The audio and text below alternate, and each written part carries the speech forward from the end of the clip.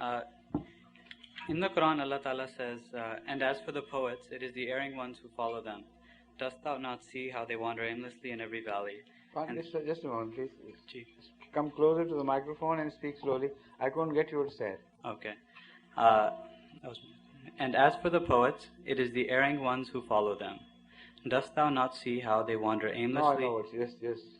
Okay, should I just read it through for the... I know what you are saying, but tell me what is the question. Okay, the question is, Bring the Quran to me so that I can read the full verse in Arabic, and then I'll answer you when you have framed your question, right?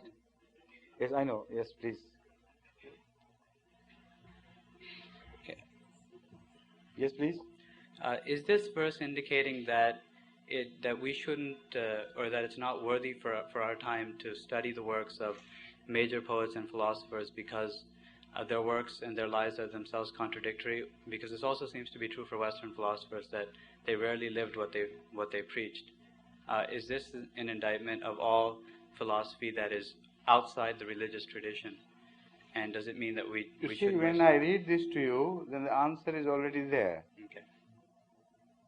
Hal unabbiukum ala man tanazzalu shayatin tanazzalu ala kulli affakin athim.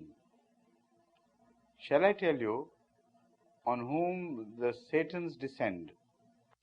They descend on all liars and sinful people. So you should not follow the liars and the sinful people. That is all you can infer from this. Okay. You understand? Well, the point is that when you study something, you do not always study to follow it. Sometimes you study to rebut it. Okay. Sometimes you study with selective attitude. You pick out the very best and leave the worst. So to study is not forbidden. It is in fact very profoundly respected in Islam. So much so that Hazrat Sallallahu Alaihi Wasallam said that for the sake of gaining knowledge, even if you have to go to the boundaries of China, you go and learn what you can. Now China at that time was farthest than anything, anything known to the man in Arabia. That was like going to moon. So that is the attitude towards learning. Another thing which you must remember is that once Hazrat Sallallahu Alaihi Wasallam said, Al-Hikmatu Du'allatul Mu'mine, that a word of wisdom, or wisdom itself, is the lost property of a believer.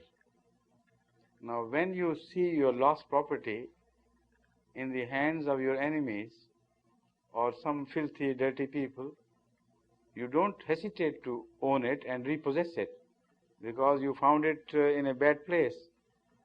So wisdom, wherever it is, belongs to you. You must not be ashamed of it. So these poets you are referring to, these philosophers, they also have some words of wisdom. It's impossible to condemn them as in totality as something totally wrong. So that is why your attitude should be much more broad-minded than this. Exactly. Thank you.